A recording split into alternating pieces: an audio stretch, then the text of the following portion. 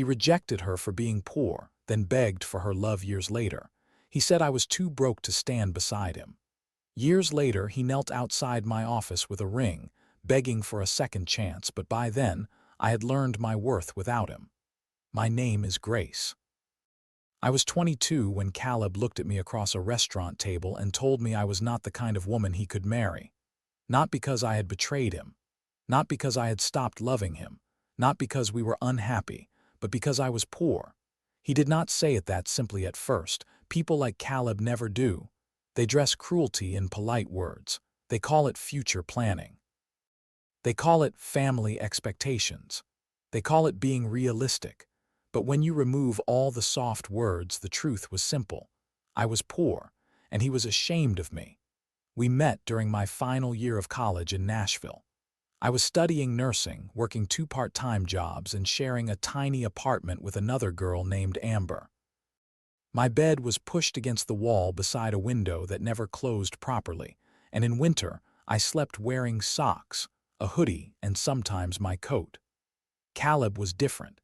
He came from one of those families where money was never discussed because it was always there. His father owned a chain of private clinics.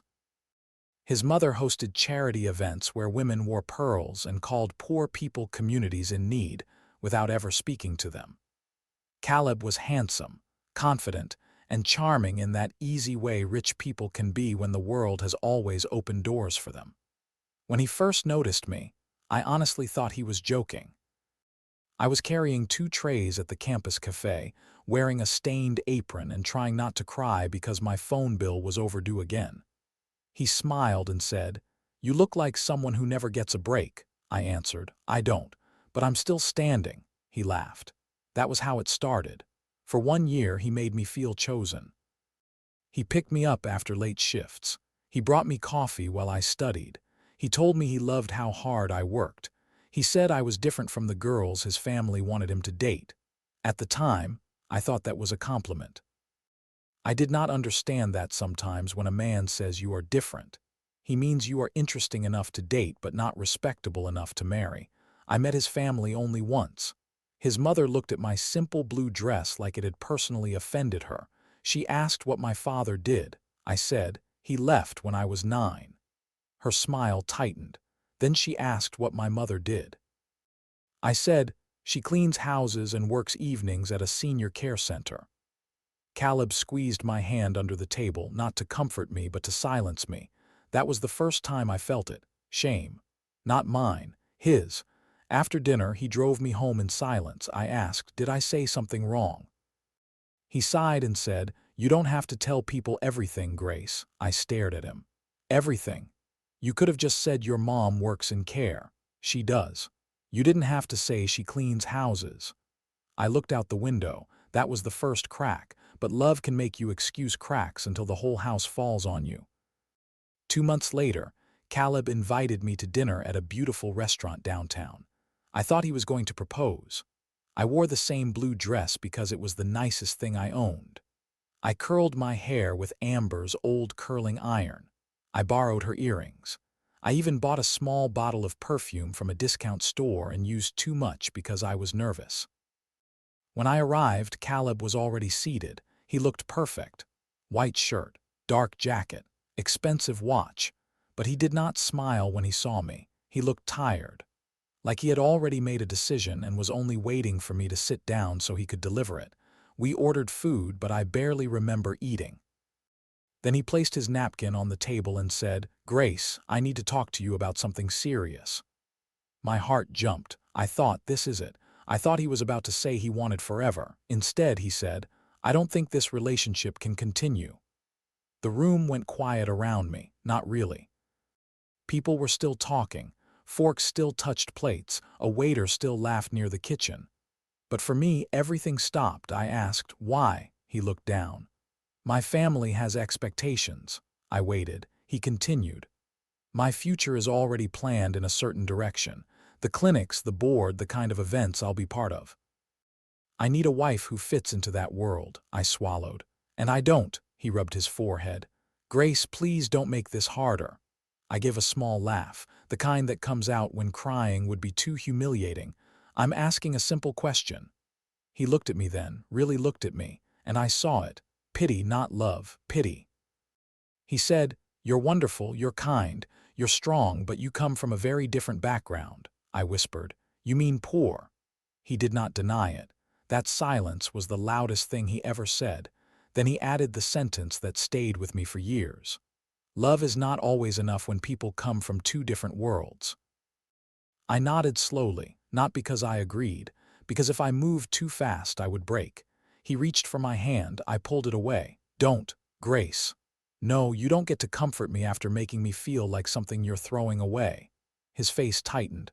"That's not fair." I stood. The restaurant blurred around me. He said, "At least let me drive you home." I looked at him one last time. "No, I walked through worse before you. I can walk home without you."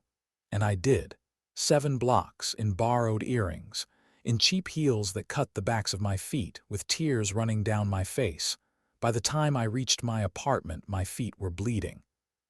Amber opened the door and knew immediately. She did not ask questions. She just hugged me while I stood there shaking. That night, I took off the blue dress and folded it carefully. Not because I wanted to keep the memory, because I wanted to remember the lesson. Never again would I beg someone to see my worth. The next few months were brutal. I finished college on almost no sleep. I worked double shifts. I ignored Caleb's few guilty texts. One said, "I hope you understand one day." I deleted it. Another said, "I never meant to hurt you." I deleted that too. The last one came 3 weeks after graduation. It said, "You'll always be special to me." I stared at that one for a long time. Then I replied with only one sentence. "Special was not enough for you." Then I blocked him. After that, life became quiet, not easy, quiet. I moved to Charlotte for my first nursing job. The pay was not amazing, but to me, it felt like breathing after being underwater for years. I rented a small studio apartment. I bought my first real mattress. I sent money to my mother every month. I worked nights in the emergency department where life did not care who had money and who did not. Blood looked the same on rich people and poor people. Pain sounded the same. Fear made everyone human. That job changed me. I learned how to stay calm when everything was falling apart. I learned how to speak firmly to doctors twice my age. I learned how to hold a dying woman's hand when her family could not arrive in time. I learned that dignity was not something people gave you. It was something you carried. 3 years passed. Then 5. Then 7. I became a nurse practitioner. Then I helped open a community health program for low-income families. That program grew. A donor noticed. Then another. Then a hospital network invited me to lead a bigger project. By 31, I was the director of a nonprofit medical outreach center serving thousands of families across North Carolina. By 32, I was invited to speak at conferences. The girl Caleb once called from a different world was now sitting at tables with hospital executives, city leaders, and donors who wrote checks with more zeros than I had seen in my childhood. But I still drove a modest car. I still wore simple clothes. I still called my mother every night, and I never forgot the restaurant. One rainy Thursday afternoon, my assistant knocked on my office door. "Grace, there's someone here to see you." I looked up from a grant proposal. "Do they have an appointment?" "No." "Then schedule them for next week." She hesitated. "He says you know him." Something in her voice made me look up. "What's his name?" She glanced at the tablet in her hand. "Caleb." For a moment I forgot how to breathe, not because I still loved him, because some names carry old weather. You hear them, and suddenly you are 22 again, walking home in bleeding shoes. I looked down at my hands, steady, calm, grown. "Last name," she said it, "the same Caleb." I leaned back in my chair. "Did he say why he's here?" "He said it's personal and urgent." Of course he did. People who leave you broken always return when their own life starts cracking. I could have refused, maybe I should have. But something in me wanted to see who he had become. "Give me 5 minutes," I said. When Caleb walked into my office, he looked older, still handsome but tired around the eyes. His suit was expensive but not as sharp as before. His confidence had dents in it. He stopped just inside the doorway. "Grace." I nodded. "Caleb." He looked around my office. The framed awards, the city recognition plaque, the photos of our mobile clinic opening, the picture of my mother and me at my graduation. His eyes paused on that one, then he looked back at me. "You've done amazing things." I gave a polite smile. "Thank you." "What brings you here?" Straight to the point. No warm memories, no soft opening. He seemed surprised by that. "I was hoping we could talk." "We are talking." He sat without being invited, then realized the mistake and shifted awkwardly. "I've thought about you a lot." I said nothing. He continued. "I know I hurt you." "Yes." The direct answer hit him harder than anger would have. He nodded slowly. "I was young. You were 24. I was under pressure from my family." "I was under pressure too," I said. "Rent, tuition, my mother's bills, hunger sometimes, but I didn't use my pressure as permission to humiliate someone." His face changed. Pain, shame, maybe both. He looked down. "You're right." I waited.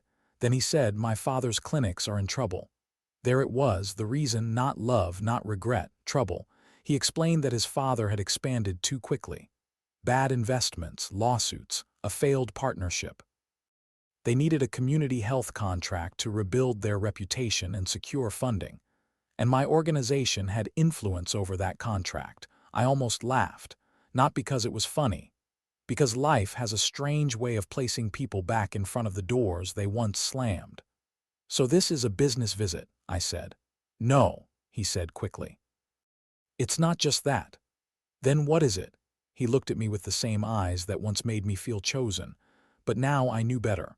"I never stopped loving you." I sat very still. Outside my office window, rain tapped against the glass, soft, steady, like a warning. "Caleb," I said, "do not do that." "Do what?" "Confuse need with love." He looked offended. "That's not fair." I almost smiled. He had said that years ago, too. "You keep using that word when people tell you the truth." He stood and walked closer to my desk. "I made the biggest mistake of my life letting you go." "No," I said quietly. "You made a choice. Mistakes happen by accident. You looked at my life, my mother, my background, my poverty, and decided I was not enough for your future." His eyes filled with tears. I had imagined that once. Years ago, I dreamed of him crying and begging. I thought it would feel like justice. It did not. It just felt sad. He said, "I was a coward." "Yes." "I cared too much about what people thought." "Yes." "I should have fought for you." "Yes." Then he whispered, "Can we start over?" There it was. The question I once would have given anything to hear. Years ago, I would have run into his arms. Years ago, I would have called it destiny. But healing changes your definition of romance. Now I heard something else. Not "I love you," but "I miss the woman who loved me before she knew her worth." I folded my hands on the desk. "No." He stared at me, just one word, no explanation, no apology, no softness, no. He blinked. "No. No, Grace, please. I came here because I wanted to make things right." "You can make things right by becoming better, not by coming back to claim the woman you broke." His face tightened. "I didn't break you." I stood then, slowly, calmly. "No, Caleb, you didn't, but you tried." He looked like I had slapped him. I walked to the door. "Our contract review team will evaluate your father's clinics fairly. I won't punish employees or patients because of what you did to me. But this conversation is over. Grace." I opened the door. He did not move. His voice cracked. "I'm still in love with you." I looked at him one last time. "You're in love with the version of me who made you feel powerful. She does not exist anymore." He left without another word. I thought that would be the end. It was not. The next week, flowers arrived. White lilies. My favorite. Or what used to be my favorite when he knew me. The card said, "I remember everything." I sent them to the nurse's station. The week after that, he emailed me a long apology. 5 paragraphs, beautiful words, perfect regret. He mentioned the restaurant, my blue dress. The night I walked home, he said he had hated himself for years. Maybe that was true, maybe it was not. I replied with one sentence. "I accept your apology, but I do not want personal contact." He did not listen. His mother called next. Yes, his mother. The same woman who once looked at my dress like poverty was contagious. Her voice was softer now. "Grace, this is Evelyn. I know who you are." A pause. "I wanted to apologize for the way I treated you years ago." I looked out my office window. Why now? She sighed. Because I was wrong. That answer was too clean, so I waited. She continued. And because Caleb has been suffering. There it was. I almost closed my eyes. Mrs. Evelyn, Caleb's suffering does not create a responsibility for me. I know, but he loves you. No, he regrets losing me. Isn't that the same thing? No, silence. Then I said, love protects people when they are vulnerable. Regret wants them back after they become valuable. She had no answer. A few days later, Caleb showed up outside a fundraising dinner where I was speaking. He waited near the entrance in the cold. When I came out, he stepped forward. Grace, please, just 5 minutes. I kept walking, he followed. I ended my engagement. That made me stop. I turned. What engagement? His face changed. He had not meant to reveal it like that, of course. There was another woman. There always is in stories like this. Her name was Brooke, a family-approved woman from a wealthy background. They had been engaged for 6 months, and he had ended it after seeing me. I looked at him with something close to pity. You left one woman because she was poor, and now you left another because she became inconvenient. That's not what happened. That is exactly what happened. He reached into his coat pocket. My stomach tightened. He pulled out a small velvet ring box.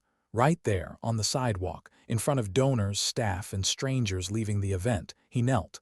A few people gasped. I heard someone whisper, "Oh my God." Caleb opened the box. A diamond ring caught the streetlight. Huge, beautiful, empty. Grace, he said, voice shaking, I was too blind to choose you before. Let me choose you now, marry me. For 1 second the world went silent. There it was, the fantasy. The man who rejected the poor girl kneeling when she became successful, the apology, the ring, the public regret, the moment people in movies turn into forgiveness, but real life is not a movie. And I was not 22 anymore. I looked at the ring, then at him, and I said, "Stand up." He froze. Grace. Stand up, Caleb. Slowly he stood. I stepped closer and lowered my voice.